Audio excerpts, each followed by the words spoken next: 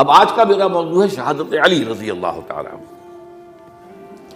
اصل میں حضرت علی رضی اللہ تعالیٰ عنہ کی شہادت بھی اسی الفتنۃ الکبریٰ کا تسلسل ہے۔ وہ جو عبداللہ ابن سبا کا پیدا کردہ عظیم ترین فتنہ تھا، اسی کا ایک نتیجہ حضرت علی کی شہادت بھی ہے، لیکن وہ بات ذرا تفصیل سے سمجھنی ہوگی، اور اس کے لیے میں ممنون احسان ہوں۔ حال ہی میں ایک کتاب چھپی ہے، ڈاکٹر سید رضوان علی ندوی، وہ محقق ہیں تاریخ کے، انہوں نے بڑی تاریخی تحقیق کے بعد جو باتیں بیان کی ہیں وہ میں آپ کے سامنے رکھ رہا ہوں۔ عرب میں جنوب مغرب کی کونے میں، جہاں یہ یمن بھی آباد ہے، اس کے اوپر نجران ہے، اسی علاقے میں یمامہ کا علاقہ کہلاتا ہے۔ یہاں ایک قبیلہ آباد تھا، بنو تمیم۔ یہ جو لوگ تھے بڑے کرخت مزاج، جنگجو، اکھڑ، ضدی، اور جس بات کو ایک دفعہ مان لے اس پر اڑ جانے والے اور مر مٹنے والے۔ یہیں سے فتنہ پہلا اٹھا تھا، سب سے بڑا جو نئے جھوٹے نبی کھڑے ہوئے تھے ان میں سب سے بڑا تو مسیلمہ کذاب تھا، یہی تو علاقہ تھا۔ اور اس کے خلاف اس فتنے کی سرکوبی میں کتنے صحابہ، 1200 صحابہ ایک جنگ کے اندر شہید ہوئے، جن میں 500 جو ہیں وہ حفاظ تھے رضی اللہ تعالیٰ عنہ اجمعین۔ تو یہ لوگ جو یہ تھے بڑے زوردار تھے۔ اس قبیلے کے بارے میں حضرت عمر رضی اللہ تعالیٰ عنہ نے ایک بڑی عجیب حکمت عملی اختیار کی۔ ان کو وہاں سے اکھاڑ کر اور ایران کی سرحدوں پر آباد کر دیا، اب جہاں پر جہاد ہو رہا تھا، تاکہ ان کے اندر جو یہ جنگجوئی ہے یہ اب اس مقصد کے لیے استعمال ہو، اب وہ دارالاسلام کی توسیع کے مقصد کے لیے استعمال ہو، اور وہ ہوئی۔ حضرت عمر نے 2 چھاونیاں بنائی تھی رضی اللہ تعالیٰ، کوفہ اور بصرہ، کیونکہ ظاہر بات ہے کہ اب جو اسلام کا دائرہ پھیل رہا تھا اور اسلامی حکومت پھیل رہی تھی، اور زیادہ تر جو ہے مشرق کی طرف پھیل رہی تھی، ایران اور خراسان وغیرہ کی طرف، تو اب مدینے سے اس کا کنٹرول اتنا آسان نہیں تھا، فاصلہ تھا، تو چھاونیاں بنائیں تاکہ یہ اس سرحد کے اوپر یہ موجودہ مرکز رہے، یہاں فوجیں موجود رہیں، کہیں کوئی بغاوت ہو تو اس کو کچلنے کے لیے وہ قوت فوری طور پر دستیاب ہو سکے۔ یہ لوگ ہیں کہ جو عبداللہ ابن سبا کی فتنے سے سب سے زیادہ متاثر ہوئے۔ ان کی مزاج میں وہ کجی تو تھی نا۔ حضرت عمر بھی ان کا جو ایک مضبوط کنٹرول تھا انہیں دبائے رکھا ہے، اور ان کا رخ جو ہے ایک دوسری طرف موڑ کر اس سے اسلام کو فائدہ پہنچایا۔ لیکن اس کے بعد جب فتنہ جو آیا یہ عبداللہ ابن سبا، تو سب سے بڑھ کر یہی لوگ اس کے ماننے والے، اور انہی میں سے وہ لوگ تھے جنہوں نے جانیں بھی دے دی ہیں، جنہیں حضرت علی نے زندہ جلایا ہے، اس لیے کہ وہ کہتے تھے کہ علی خدا ہے۔ اے علی تم خدا ہو، تم ہمیں آگ میں جلا رہے ہو، یہ تو تم ہمارا امتحان لے رہے ہو۔ وَلَنَبْلُوَنَّكُمْ بِشَيْءٍ مِّنَ الْخَوْفِ وَالْجُوعِ وَنَقْصٍ مِّنَ الْأَمْوَالِ وَالْأَنفُسِ وَالثَّمَرَاتِ، اب وہ اس آیت کو اپنے اوپر منطبق کر رہے ہیں۔ تو یہ جو کرخت لوگ تھے، انہوں نے در حقیقت جو ہے عبداللہ ابن سبا کے کردار میں سب سے بڑا رول پلے کیا، اور انہی کے ہاتھوں حضرت عثمان شہید ہوئے رضی اللہ تعالیٰ۔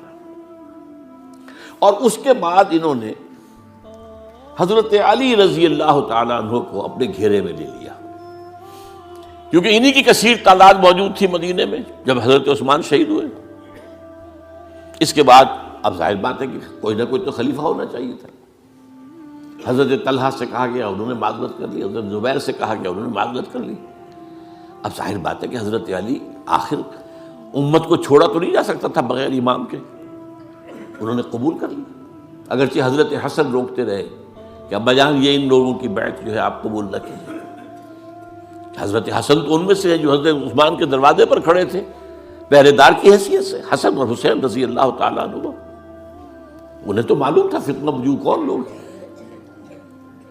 اس کے بعد حضرت علی رضی اللہ تعالیٰ عنہ نے اسی حکمت سے، جس حکمت کے تحت حضرت عمر نے یہ چھاونیاں آباد کی تھی، دارالخلافہ بھی مدینے سے کوفہ منتقل کر دیا، تاکہ پورے عالم اسلام کو کنٹرول کیا جا سکے اس مرکز کے ساتھ۔ اس کا نتیجہ یہ نکلا کہ اب گویا کہ حضرت علی کے گرد ان لوگوں کا گھیراؤ مکمل، کوفے میں یہی تو آباد تھے، کوفی یہی تو تھے، حضرت عمر نے انہیں لا کے یہاں آباد کیا تھا۔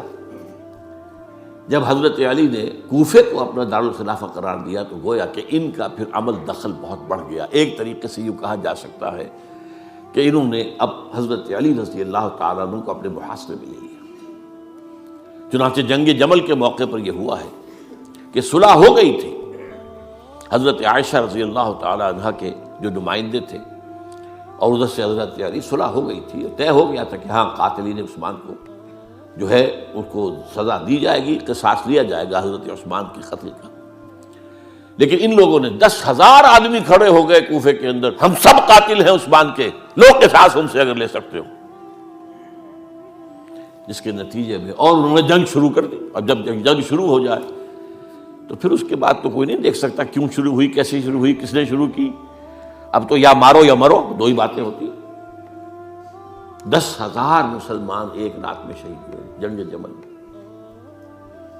اب اس کے بعد حضرت علی رضی اللہ تعالیٰ عنہ کی خلافت جو ہے حضرت امیر معاویہ نے ماننے سے انکار کر دیا۔ جب تک قاتلین عثمان کو سزا نہیں دیتے ہم بیعت نہیں کریں گے۔ یہ نہیں کہ دعویٰ کیا ہو کہ میں خلافت کا حقدار ہوں، یہ نہیں، لیکن یہ کہ آپ کو ان کو سزا دینی چاہیے۔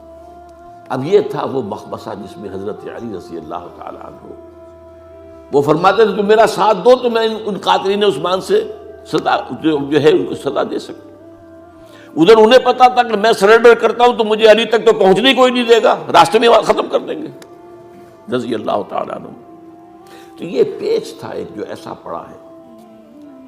اب اس میں جب حضرت معاویہ اور حضرت علی کے مابین فیصلہ کن جنگ ہوئی، جنگ صفین جسے کہتے ہیں،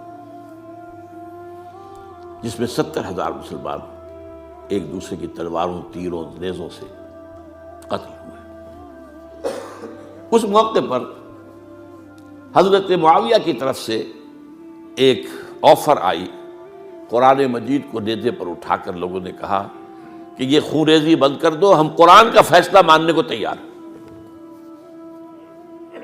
حضرت علی دیکھ رہے تھے کہ یہ اصل میں میری فتح کو شکست سے بدلنے کا پروگرام ہے، تقریباً فتح میری ہو چکی ہے، لیکن یہ جو طبقہ تھا یہ انہوں نے کہا نہیں بڑی ٹھیک بات کہہ رہے ہیں، وہ مانیے ان کی بات، جنگ بند کی۔ انہوں نے ہی یہی لوگ تھے جنہوں نے مجبور کیا حضرت علی کو کہ وہ تحکیم پر رضامند ہو جائے۔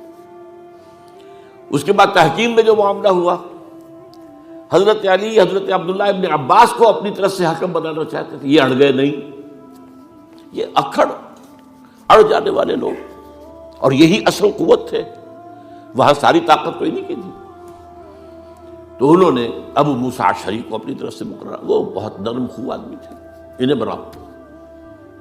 بہرحال جو بھی بات طے ہوئی، اب تاریخ کی روایتوں میں اختلاف ہو سکتا ہے، کہا یہ جاتا ہے کہ طے تو یہ ہوا تھا حکمین کے مابین، ادھر سے ابو موسیٰ اشعری، ادھر سے عمرو بن العاص رضی اللہ تعالی عنہما، کہ آپ اپنے جو کلائنٹ ہیں حضرت علی آپ انہیں معزول کر دیجئے، میں معاویہ کو معزول کر دیتا ہوں، پھر جو ہے مسلمان فیصلہ کر لیں کسی اور کی عبادت۔ انہوں نے کھڑے ہو کے کہہ دیا میں علی کو معزول کرتا ہوں، اور عمرو بن العاص نے کہا کہ میں معاویہ کو قائم کرتا ہوں۔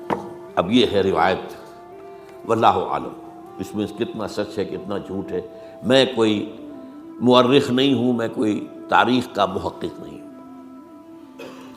اس کے بعد جو ہے اب یہ لوگ انہوں نے کہا کہ مانیے تحکیم کو، اور جب انہوں نے حضرت علی نے اس تحکیم کے فیصلے کو ماننے سے انکار کیا تو باغی ہو گئے، حضرت علی کو کافر قرار دیا، اور جا کر ایک جگہ پر حرورہ ایک جگہ تھی وہاں پر جا کے جمع ہو گئے، جتھا بندی کی، بہت بڑی طاقت پر وہاں کر انہوں نے طے کیا کہ علی بھی کافر ہو گیا، معاویہ بھی کافر ہو گیا، عمرو بن العاص بھی کافر ہو گئے، سب کافر ہیں۔ حضرت علی کی طرف سے ایک گئے سفیر ان سے بات کرنے کے لیے، تو انہوں نے کہا تم ہی نے تو کہا تھا کہ تحکیم کو تسلیم کرو، کہ ہاں ہم نے گناہ کیا تھا، کفر کیا تھا، ہم توبہ کی ہم نے. اگر علی بھی مان لے کہ میں نے مان کر کفر کیا تھا اب میں توبہ کرتا ہوں تو ہم ان کی بات مان لیں گے. اب حضرت علی اس طرح کا جھوٹ کیسے بولتے؟ انہوں نے تو کوئی کفر نہیں کیا تھا. بہرحال انہوں نے پھر بھی نرمی برتی کہ دیکھو اگر تم کوئی خونریزی نہیں کرو گے، فساد نہیں مچاؤ گے تو میں تمہیں کچھ نہیں کہوں گا. لیکن وہ اپنی ان شرارتوں سے بعد نہیں آئے. تو پھر تیسری جو بڑی جنگ ہوئی ہے ان جنگوں میں، جنگ نہروان کہلاتی ہے، حضرت علی کی جنگ خوارج کے ساتھ، جس میں 4000 خارجی جو ہیں وہ قتل ہوئے. اور یہ بات اب آپ نوٹ کر لیجئے کہ یہ لوگ جیسا کہ اکھڑ بھی تھے لیکن اپنی بات پر ڈٹ جانے والے تھے، لیکن ساتھ ہی دیندار بھی تھے، نمازی اور روزہ دار بھی تھے. یہ اس طرح کے لوگ نہیں تھے کہ جو فاسق اور فاجر ہو. بس یہ مزاج کا ایک ہے، جو بات دل میں بیٹھ گئی اڑ گئے. تو یہ اصل میں انہوں نے پھر فیصلہ کیا کہ اور تو ہمارے بس میں اب کچھ نہیں ہے، ان تینوں کو قتل کر دیا جائے، علی کو بھی اور معاویہ کو بھی اور عمرو بن العاص کو بھی.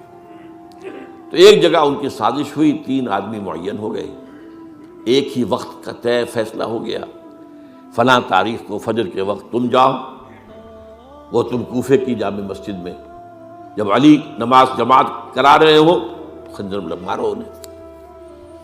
اور یہ اس کا نام ابن ملجم تھا، خارجی. یہ وہی لوگ بنو تمیم کے لوگ. دوسرا جو تھا وہ دمشق میں حضرت معاویہ کو قتل کرنے شہید کرنے کے لیے پہنچ گیا. تیسرا مصر پہنچ گیا حضرت عمرو بن العاص کو. اب یہ بات اللہ کی طرف سے ہے، یہ تو اس کی مشیت ہے، اس کا فیصلہ ہے. حضرت علی پر وار کارگر ہوا، اب شہید ہو گئے. حضرت معاویہ پر وہ وار ذرا اوچھا پڑا، زخمی تو ہوئے لیکن آپ کی جان بچ گئی. عمرو بن العاص اس روز مسجد میں کسی معذوری کی وجہ سے، عذر کی وجہ سے فجر میں آئی نہیں سکی، لہذا حضرت علی کی شہادت ہو گئی. اب یہ ہے اصل پس منظر، کن لوگوں نے کیا شہید اصل میں وہ سمجھ لینے کی بات ہے.